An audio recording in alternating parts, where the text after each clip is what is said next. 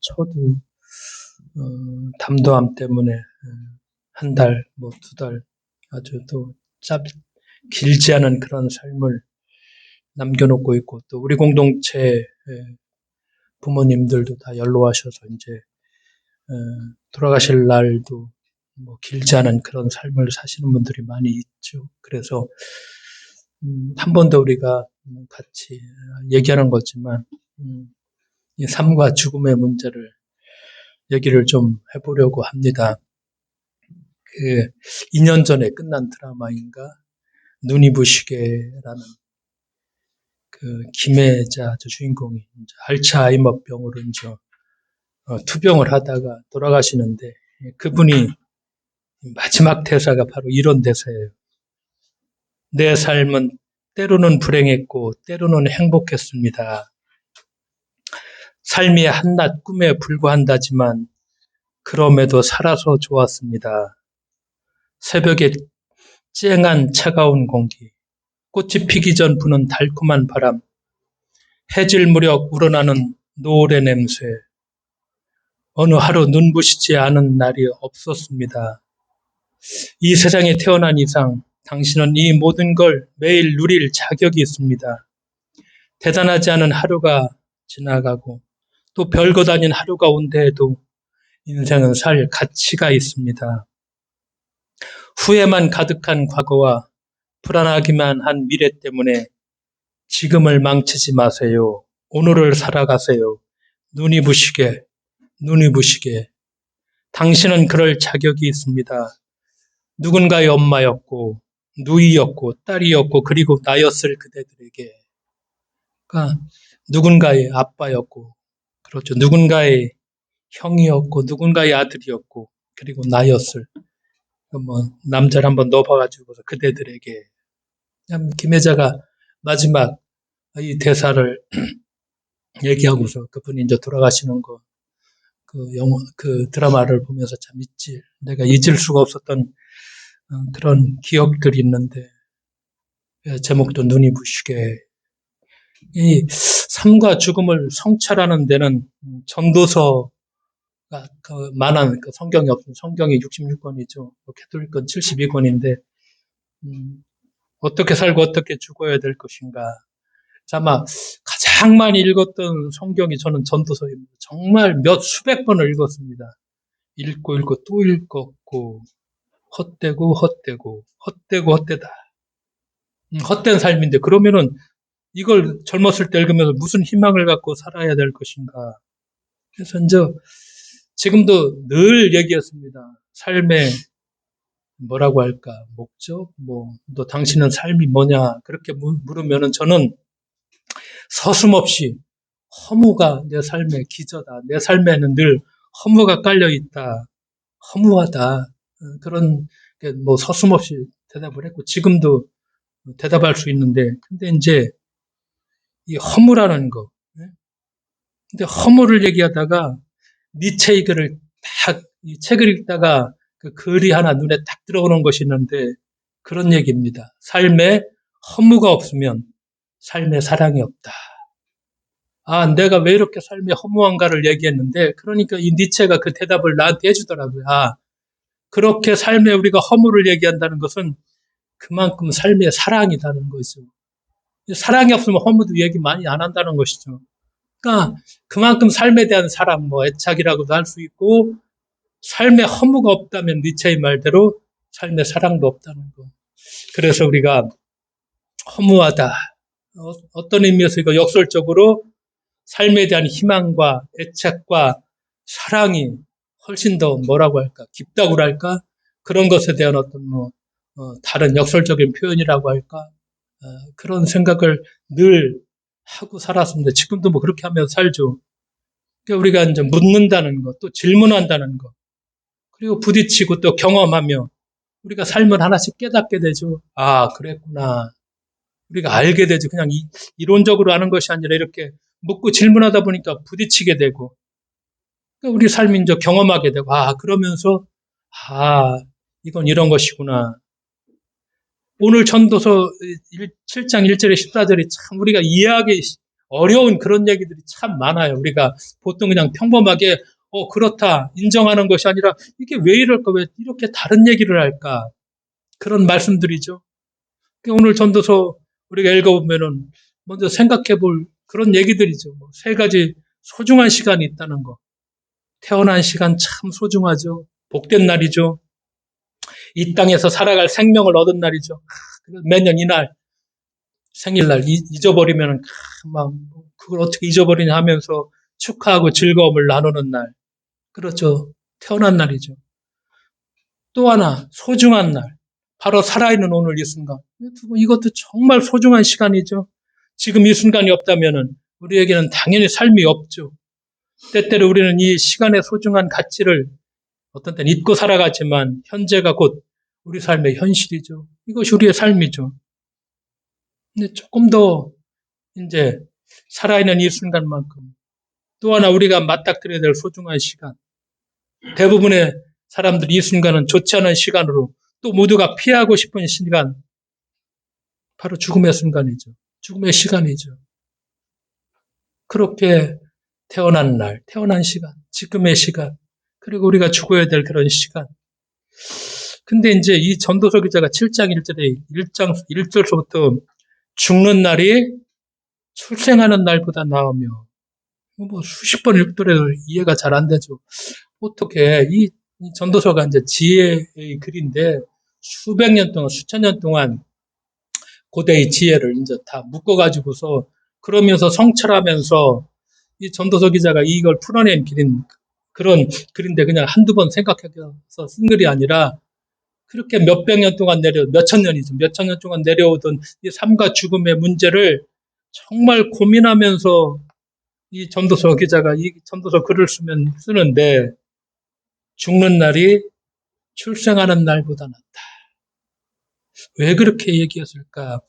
참 어렵고 이해하기가 쉽지 않고 이해가 안 되는데 이 말씀을 어떻게 우리가 이해할 수 있을까? 죽음의 순간이 가진 의미와 가치를 알고 인생의 마지막이라는 것을 두려움이 아니라 우리가 기대감으로 바라볼 수 있다면, 그렇게 할 수 있다면, 그렇게 할 수만 있다면, 그렇죠? 태어난 순간과 현재 살아있는 순간의 의미가 훨씬 더 달라질 것이고, 그렇죠?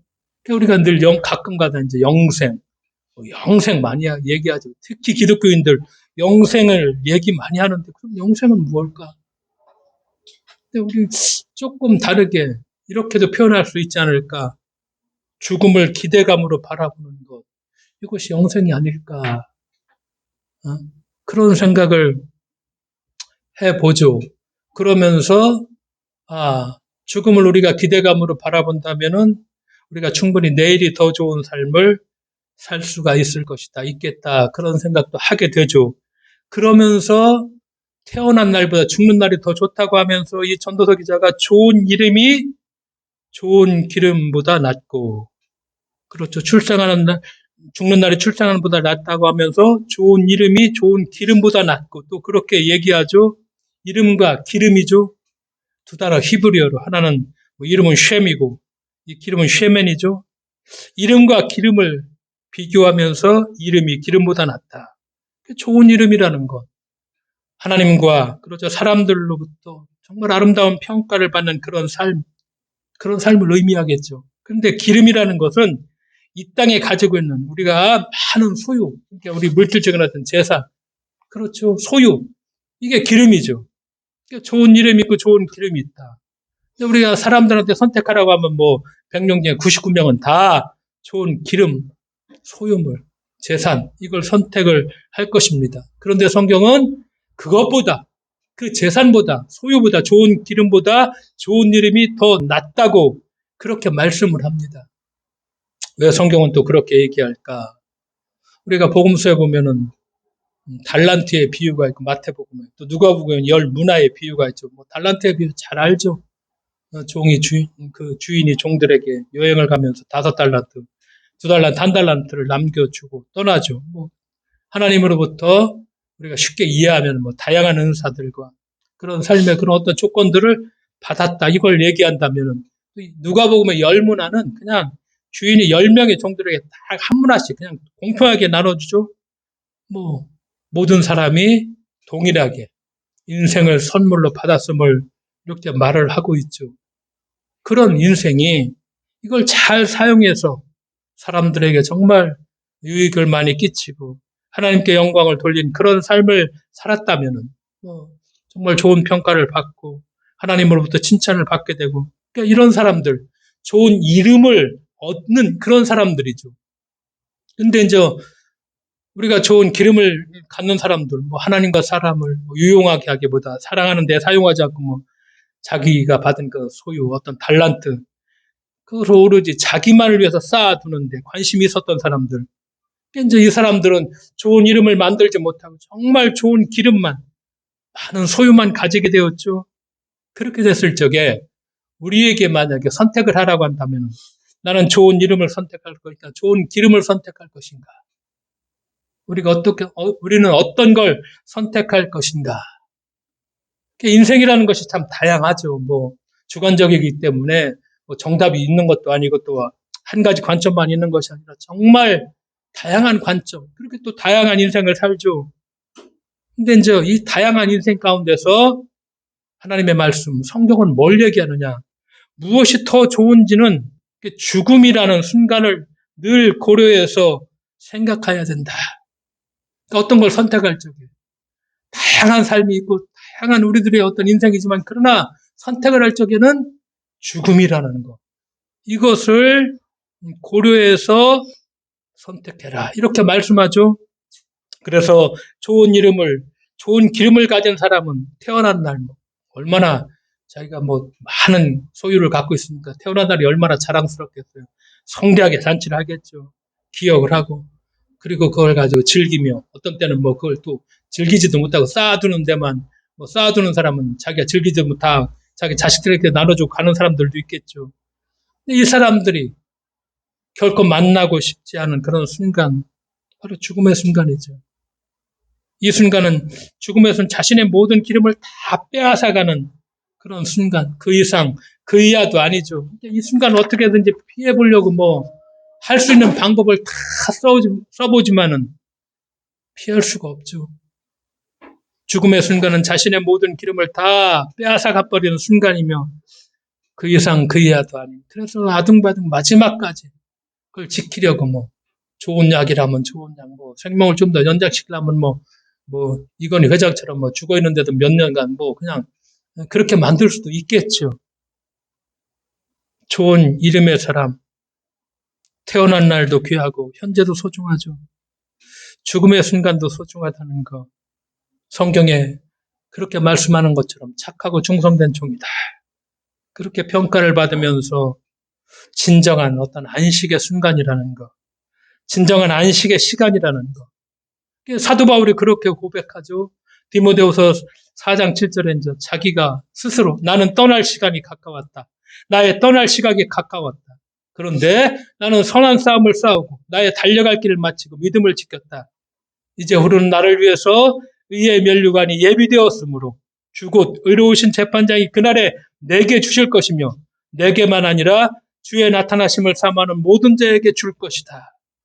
사도 바울이 자기 생명이 꺼져가지고 생명의 촛불이 약해져가고 이제 조금 있으면 자기가 이 세상의 삶을 끝날 걸 알고 있죠.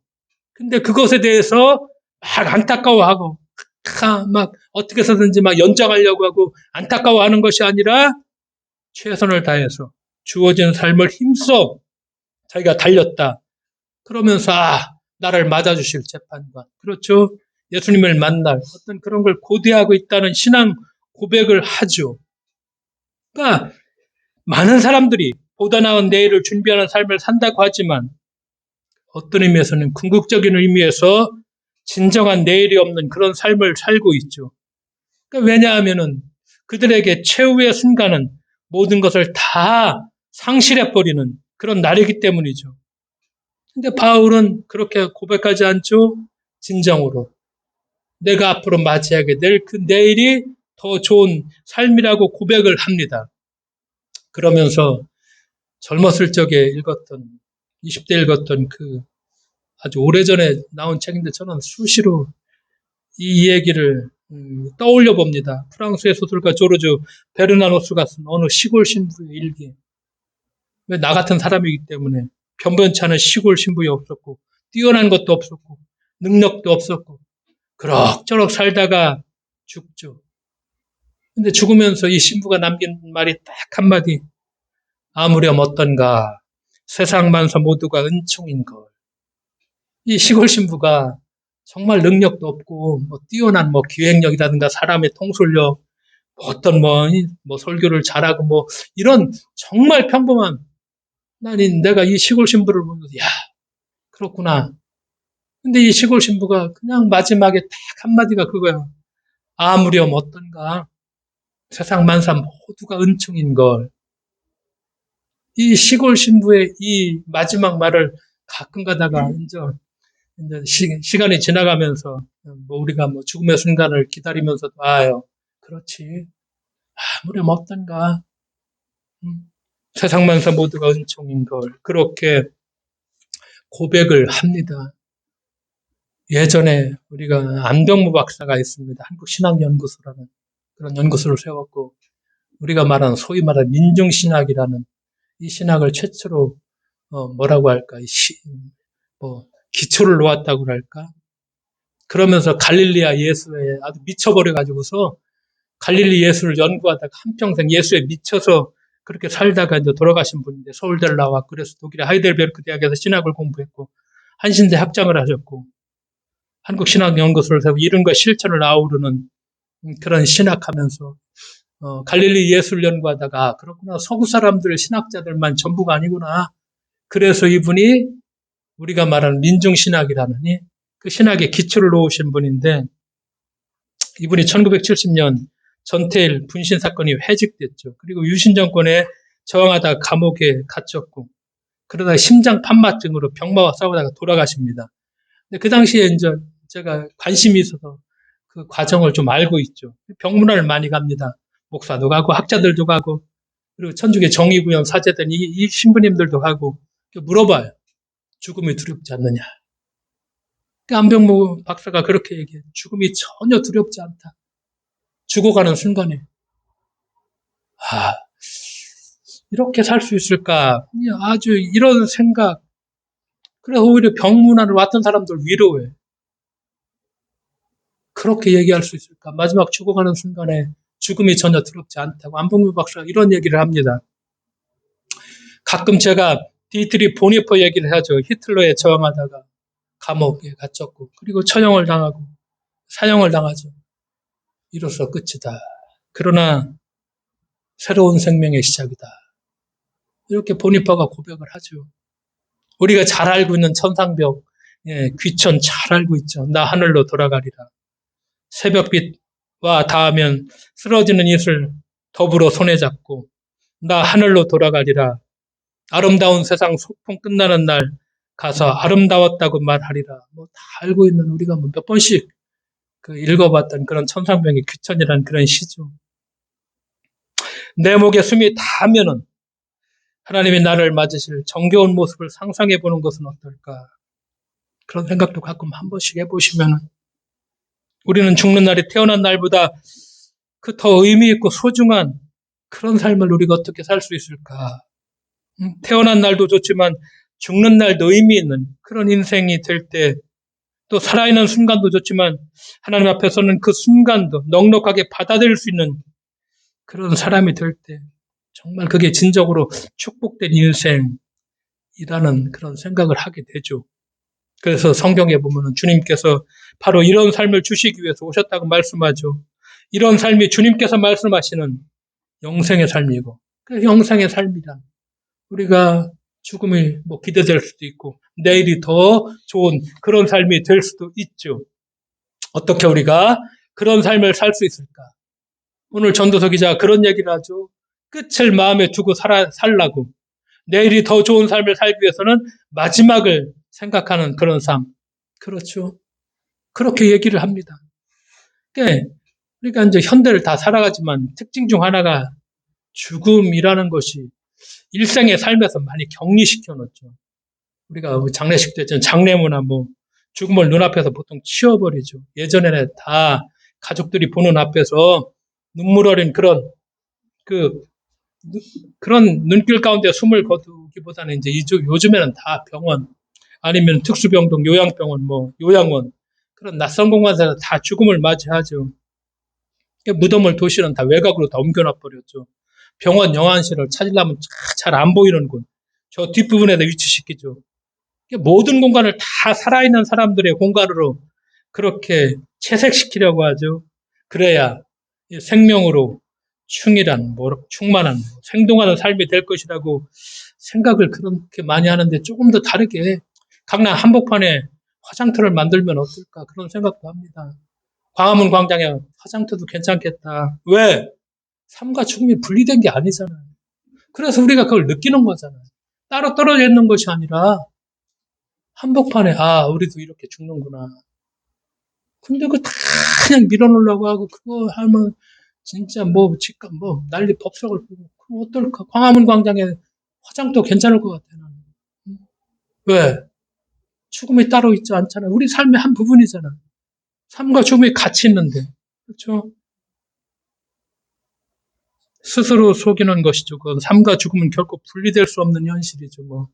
예전에 집안에 있을 때 이해는 하죠. 3일 넘기지 못하죠. 그냥 지금처럼 의료기술이 없었기 때문에 보통 나이가 들어가시면은 집안에 있다가 하루 이틀 3일 지나면 다 그냥 돌아가시는데, 지금은 그 돌아가시기 직전에 다 산소 마스크를 다 씌워 놓으니까 또 살아서 몇 달, 저희 어머니 그랬던 것처럼 어떤 건 몇 년까지 가서, 그래서 보통 90 정도는 큰 많이 죽을 암이 아니라면 보통 90은 다 그냥 연장시켜 놓죠. 몇 년은 기본적으로 그냥 다 연장시킬 수 있습니다. 그런 게 우리의 삶이죠. 어떤 때는 그래서 옛날에 그 장례식이 참 생각나요. 우리가 늘 보면은 그 시골에서 보면은 그렇죠. 참 상여를 메고서 북망상천 이제 가면 언제 오나 하면서 막 따라가면서 그 모습이 늘 기억에 차 있죠. 그래서 죽음 나도 언젠가는 저렇게 되는구나라는 걸 자연적으로 그냥 우리가 경험하며 살잖아요. 다. 네? 이제 가면 언제 오냐 하면서. 네? 그 다 볼 수 있었잖아요. 시골에서는 그런 모습들을 자주 보죠. 그렇죠. 죽음이라는 현실을 잊으면은, 그렇게 잊어보려고 하면 할수록 삶의 의미도 함께 잃어갈 수 있다는 것이죠. 그러니까 성경은 죽음을 기억하며 살라고 그렇게 말씀하죠. 그래서 초상집에 가는 것이 잔치집에 가는 것보다 낫다. 왜? 사람의 끝이 다 이와 같다. 살아있는 사람, 산자는 것을 마음에 둘지라. 오늘 그렇게 말씀하잖아요. 이게 고대의 지혜죠. 그렇게 말씀하잖아요. 잔치집은 현재의 즐거움으로 인생의 마지막을 망각하게 만들죠. 근데 초상집은 인생의 마지막을 더 성찰하게 만들고 현재를 더욱 의미 있게 살도록 그렇게 하죠. 잔치집이라는 거, 초상집이라는 거. 우리가 호스피스, 호스티스도 있고 한 글자 차이지만, 호스티스는 밤을 우리의 마지막을 잊어버리게 자꾸 만들지만, 호스피스는 어떻습니까? 투병하는 사람 곁에서 죽음이라는 엄연한 현실을 눈뜨게 해주죠. 그래서 인생의 마지막이 지닌 참된 의미를 깊이 깨닫도록 그렇게 도와주는 사람이죠. 잔치집이 있고 초상집이 있고 한 글자 차이, 어떤 데는 발음도 똑같아. 호스피스. 죽음의 망각과 죽음의 기억. 우리가 성찰해보자는 거. 그리고 이 성찰이 한두 번이 아니라 늘 우리가 하루에도 한 번 정도는 이 성찰을 같이 해볼 수 있다는 거. 어떤 것이 우리의 삶을 보다 더 나은 삶으로 만들 수 있을까? 호스피스 책을 읽어보니까 봉사자 교육을 받을 때 두 가지 질문을 한다고 합니다. 당신은 묘비명에 어떤 말이 쓰이기를 원하는가? 두 번째, 당신의 유언장을 미리 작성해 두고 사는가? 우리가 이 질문에도 한번 답변해보고, 우리 한 번은 어떤 데 가서 우리가 100일 간다면 유언장 쓰는 그런 시간도 한번 같이 가져본다면 의미 있게, 그래서 내가 이런 유언장을 한번 써보고, 아직 저도 못 써보고 있는데, 생각만 하고 있는데, 언제 정도 한번 가서 우리가 1박 2일 같이 나가서 우리가 이렇게 수련을 갖는 그런 시간이 있다면은, 진지하게 한번 우리의 유언장을 쓸 수 있는. 그래서 저는 제 아내하고 나는 죽으면은 그냥 뭐죠, 거기. 납골당도 필요 없다. 그냥 뿌려달라. 그런 얘기를 가끔 하는데, 제 아내는 또 그렇지 않고, 한 세대는 있어야 된다고. 또 우리, 또 세연이는 자기는 시신을 기증할 거, 이런 것까지 생각하더라고요. 그래서 내가 어머니 장례식에도 이제 가장 친하게 지낸 논산에 있는 그 이원 목사한테 너는, 그 줄은 너무나 자연스럽게 대답해. 나 내 아내하고 시신 기증이고 약속했어. 그런 얘기를 하더라고. 아, 그렇구나. 그런 것도 있구나. 아, 이 문제도 우리가 한 번쯤 깊이 같이 생각해 볼 가치가 있구나. 어? 마지막 가는데, 그래도 무엇인가 우리가 줄 수 있다면은, 그것 또한 내가 할 수 있는 그런 일 아닌가. 그런 생각도 깊이 한번 해본 적이 있습니다. 우리가 죽음을 준비한다는 게 그래 중요하죠. 출생 준비 얼마나 많이 합니까? 한 달 전부터, 2달 전부터인가 막 출생 준비 얼마나 부담스럽게 해요. 입학 준비, 이것도 열심히 하죠. 결혼 준비, 몇 개월 전부터 온수 사러 다니고 얼마나 취직 준비, 이거 1년, 2년, 3년 하는 사람도 있고, 그렇죠? 이제는 노년 준비. 우리가 지금 노년 준비하고 있죠. 그렇단 마지막 우리가 죽음에 대한 준비. 이거 같이 우리가 해야 되죠. 저도 하고 우리 같이 해야 됩니다. 죽음에 대한 준비, 그렇죠? 죽음을 준비하지 못하면 유서를 쓰지만 죽음을 준비한 사람들은 유언장을 미리 써놓고 있죠. 아름다운 끝을 마음에 담고서 매일을 보다 더 소중하게 우리가 살아간다는 거. 그렇기 때문에 현재 우리가 내일에 더 좋은 삶을 살기 위해서는 우리가 잘 말씀을 분별하여 우리가 살아야 된다는 것이죠. 그래서 전도서 기자도 슬픔이 웃음보다 낫다. 얼굴에 근심하는 것이 마음에 유익하다. 오늘 읽은 본문에 이것도 또 이해하기 어렵지만 슬픔이라는 게 삶의 비관이나 그래서 나오는 슬픔이 아니라 인생의 깊은 성찰과 반성에서 나오는 그런 어떤 회개, 참회, 이런 슬픔 얼마나 소중한가. 웃음은 억지 웃음. 삼육 코미디 같은 억지 웃음. 세상은 억지로 해도 막 웃으라고 얘기하죠. 그래서 억지로 긍정 하는데 저는 그렇게 보지는 않죠. 모든 걸 다 긍정해라. 그냥 모든 게 다 긍정 아니죠. 인생에 대한 깊은 고민과 고뇌도 갖지 못하게 만들죠. 인생에 대한 깊은 진지한 생각을 방해하기도 하죠. 그래서 말씀해 보니까 슬픔이라는 거, 우리가 깊은 성찰한다는 거, 거기에서 나온 우리의 참회, 그걸 말씀하죠. 그러면서 곤고한 날에는 생각하라. 네?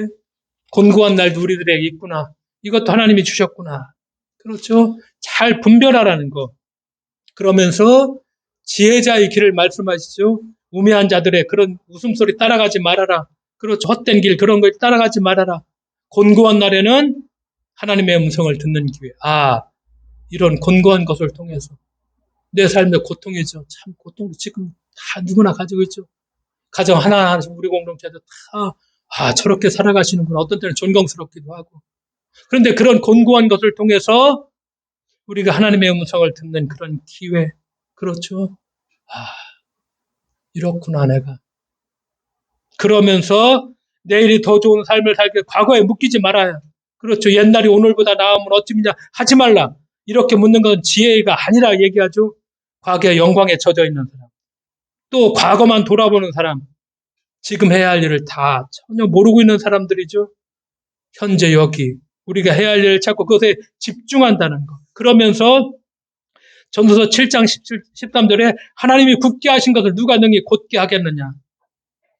할 수 없다는 것이죠. 우리가 지울 수만 있다면 지우고 싶은 과거가 있죠. 바꿀 수만 있다면 바꾸고 싶은 그런 후회하는 결정들이 있죠. 누구나 다 그렇죠. 그런데 그렇게 하지 말라는 것이죠. 그런 일이 안 일어났더라면 그렇게 생각했지만 과거는 이미 과거이고 그 과거도 하나님이 허락된 섭리 안에서 일어난 삶이라는 거. 하나님이 굳게 하신 거 우리가 펼 수 없다. 하나님의 섭리를 인정하고 받아들이라는 것이죠. 바꿀 수 없는 것을 붙잡고 후회하며 고민만 해서는 안 된다는 것이죠. 그래서 더 중요한 것은 이미 지나간 것을 큰 하나님의 섭리 안에서 우리가 받아들이고 오늘의 현재에 충실하다는 것. 왜? 모든 것이 협력해서 선을 이룬다. 그렇게 말하죠.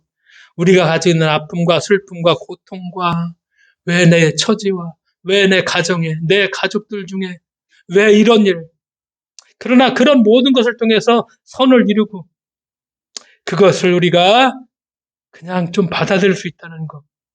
사도 바울도 그렇게 고백했던 것처럼 얼마나 과거에 뭐 예수 믿는 사람 핍박하다 잡아 죽이기도 했으니까 만약에 과거에 사로잡혔다면은 사도 바울 역할 못했겠죠. 그러나 나는 뒤에 있는 건 잊어버리고 내가 아직 잡은 줄로 여기지 아니하고 뒤에 있는 것은 잊어버리고 앞에 있는 것을 잡으려고 오늘도 표대를 향해서 뛰어간다. 그렇게 고백했죠.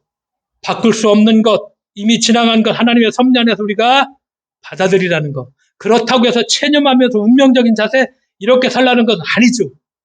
분별 있게 바꿀 수 없는 것과 내가 개선해야 될 것 분명하게 잘 이걸 우리가 구분해야 된다는 것이죠. 그래서 나인홀든 이브가 그렇게 고백하죠. 하나님이여 내가 바꿀 수 없는 일을 그대로 받아들일 수 있는 마음의 평정을 내가 바꿀 수 있는 것은 바꿀 수 있도록 용기를 그리고 이 둘의 차이를 분별할 줄 아는 지혜를 나에게 허락해달라고 유명한 신학자인데 나인홀든 이브가 이런 기도문을 올리죠. 우리에게 전도서 기자가 7장 14절 마지막 절에 그렇게 가르치고 있죠. 형통한 나라는 기뻐하고 곤고한 나라는 생각하라. 하나님이 두 가지를 병행하게 하사 사람으로 그 장래의 일을 능히 헤아려 알지 못하게 하셨느니라. 사람을 예언한다는 게 참 얼마나 부질없는 일인가. 그런데 돈 싸들고 맨날 내 앞날이 어떤가 가는 사람들 보면 우리 많죠. 살다 보면은 형통한 날이 있죠. 곤고한 날도 오죠. 언제 어떤 일이 찾아올지 우리가 아무도 모르죠. 그게 우리의 삶이죠. 형통함과 곤고함이 다 하나님의 섭리 가운데 있다는 것이죠. 우리가 해야 할 일은 이 모든 사건 속에서 우리의 길을 인도하시는 하나님의 손길이 있다는 것.